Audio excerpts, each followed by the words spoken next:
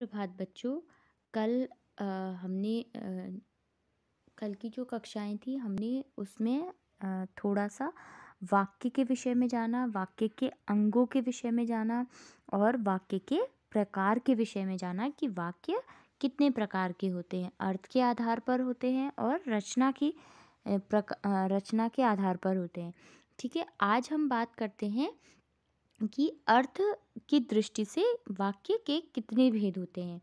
क्योंकि अगले वर्ष आप कक्षा 10 में रचना के आधार पर वाक्य पढ़ेंगे और इस वर्ष आप अर्थ की दृष्टि से वाक्य भेद को समझेंगे और यह आपकी परीक्षाओं में पूछे जाएंगे। चलिए पहले हम संक्षेप में देख लेते हैं कि वाक्य का प्रयोग किसी न किसी प्रयोजन से होता है। ठीक है, जब भी हम बोलते हैं किसी से भी या अपनी कोई भी मन की अभिव्यक्ति करते हैं तो उसमें वाक्य का प्रयोग अनिवार्य है, क्योंकि आप वाक्य के ही माध्यम से जो भी आपके समक्ष है उसको अपनी बात को समझा पाएंगे। ठीक है, अगर आपके वाक्यों में व्यवस्थित आपका वाक्य नहीं होगा तो जो सामने जो बैठा है व्यक्ति वो आपकी बात को ठीक से नहीं समझ पाएगा। ठीक है, तो इसलिए वाक्य का जो व्यवस्थित रूप होना अनिवार्य है। और ये भी हमें पता है कि कोई भी सेंटेंस अगर हम बोलते हैं, वाक्य हम बोलते हैं, तो उसका कोई ना कोई कारण होता है कि अगर हम कुछ बोल रहे हैं तो उसके पीछे कोई ना कोई रीज़न छुपा होता है। ठीक है, उसमें कभी आज्ञा, कभी प्रार्थना, कभी कोई अन्य मनोभाव, तो कभी प्रश्न पूछने का भाव होता है। यानी कि जब भी हम बोलते हैं, ठीक है, तो हम कितने ऐसे वाक्य बोल जाते हैं जो शायद हमने कभी महसूस नहीं किए या फिर हमने कभी ये नहीं सोचा कि हम अर्थ की दृष्टि से कौन सा वाक्य बोल रहे हैं। जब भी अगर आप कभी भी कुछ भी किसी से बात करेंगे, चाहे वो आपकी मम्मी हो या आपके भाई बहन हो या आपके शिक्षक हो या आपके मित्र हो, तो आप इस बात का ध्यान एक बार के लिए ज़रूर कीजिएगा कि आप वाक्यों का कौन सा प्रकार बोल रहे हैं। क्या आप आज्ञा देने से जुड़ा कोई वाक्य बोल रहे हैं या फिर किसी से कोई प्रार्थना कर रहे हैं। प्रार्थना का अर्थ रिक्वेस्ट से है। ठीक है, या फिर किसी को अ, अपने मनोभावों के माध्यम से कोई प्रश्न पूछ रहे हैं। ठीक है, इस तरह से जो वाक्य हैं वो कहीं ना कहीं विभिन्न श्रेणियों में बटे हुए हैं। ठीक है, इसे मोटे तौर पर हम वाक्य का अर्थ कह सकते हैं। इस दृष्टि से वाक्य के निम्नलिखित 8 भेद हैं।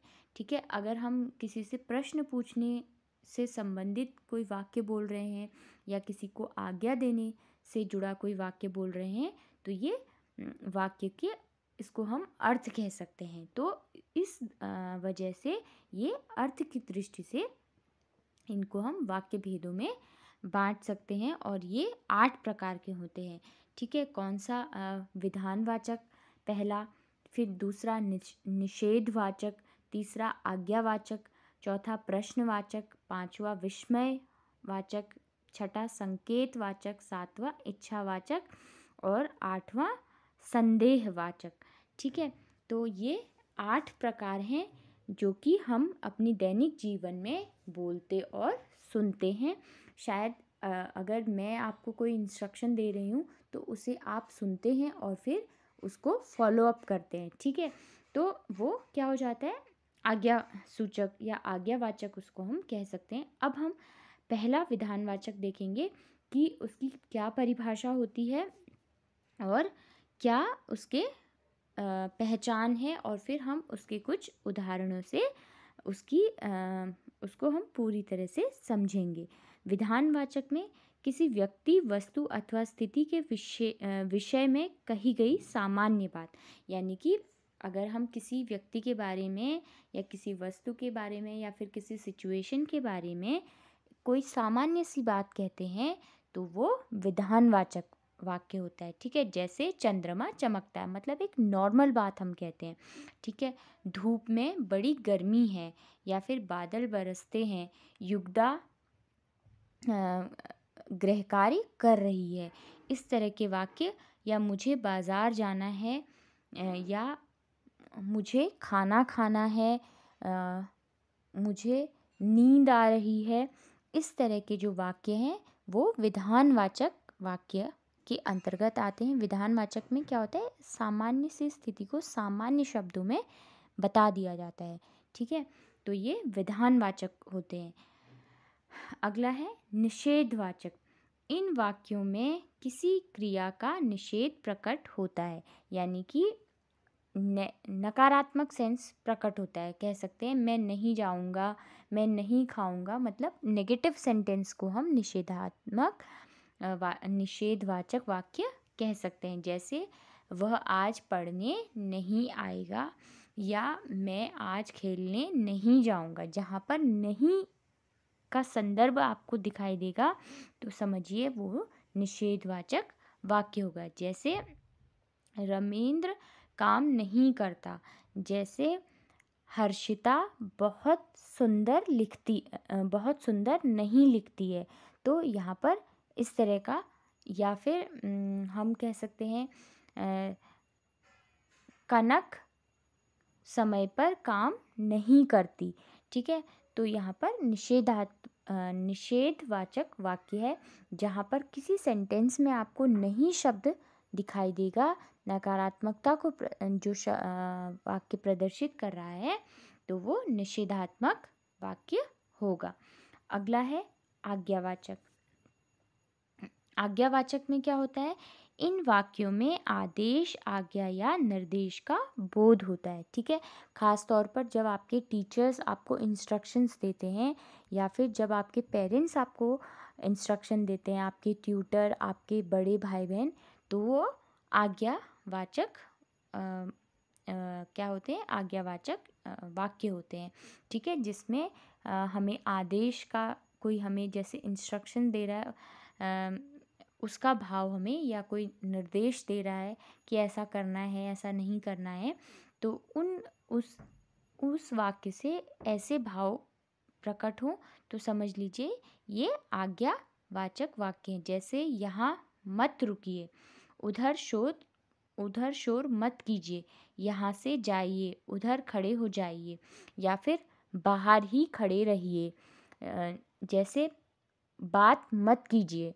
कक्षा में जब भी शिक्षक आता है, आपसे पहले आपको यही इंस्ट्रक्शन दिया जाता है कि अब आप अपनी बातें ख़त्म कीजिए। ठीक है, या फिर कोई बच्चा लेट आता है तो शिक्षक कहता है आप बाहर ही रुकिए। तो कहने का अर्थ है, जहाँ पर खासकर आपके जो बड़े हैं वो आपको आज्ञा दे रहे हैं या फिर कोई निर्देश दे रहे हैं किसी काम से जुड़ा, तो समझ लीजिए वो आज्ञावाचक वाक्य होगा। ठीक है, अब बात करते हैं प्रश्नवाचक की।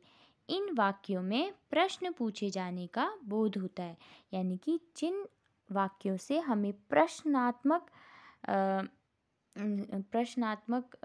जो सूचनाएं प्राप्त होती हैं, या जिसमें हमें लगता है कि कोई हमसे कोई क्वेश्चन पूछ रहा है, प्रश्न पूछ रहा है, वो प्रश्नवाचक वाक्य होते हैं। जैसे आप कहाँ रहते हैं, आप क्या काम करते हैं, वह आपका मित्र कहाँ पढ़ता है, तुम्हारे पिताजी की तबीयत अब कैसी है, क्या तुम स्कूल आओगी, या फिर यह प्रश्न पुनः समझाइए, या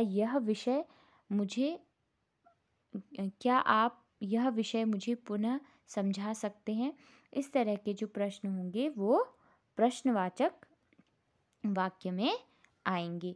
तो इस तरह से आज हमने 4 वाक्यों के बारे में समझा, जैसे विधान, निषेध, आज्ञा और प्रश्न। ठीक है, विधान में सामान्य बात, निषेध में नकारात्मकता का बोध, आज्ञा में निर्देश या फिर आदेश का बोध हो, प्रश्नवाचक में प्रश्न पूछे जाने का बोध हो। तो ये 4 प्रकार ही आज हम समझेंगे।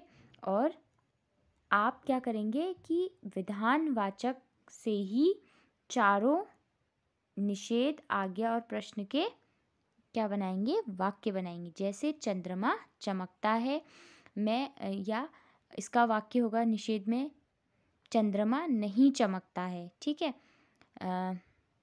आज चंद्रमा नहीं जैसे ये है चंद्रमा नहीं चमकता है।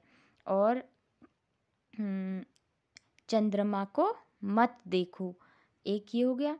और क्या चंद्रमा चमकता है? तो इस तरह के जो वाक्य हैं,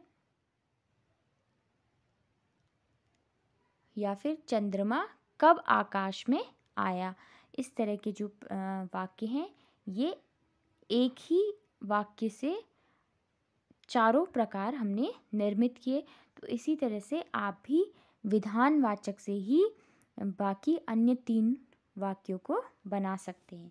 ठीक है, चलिए बच्चों, आप 5 वाक्य बनाइएगा, 4 वाक्य बनाइएगा एक ही वाक्य से।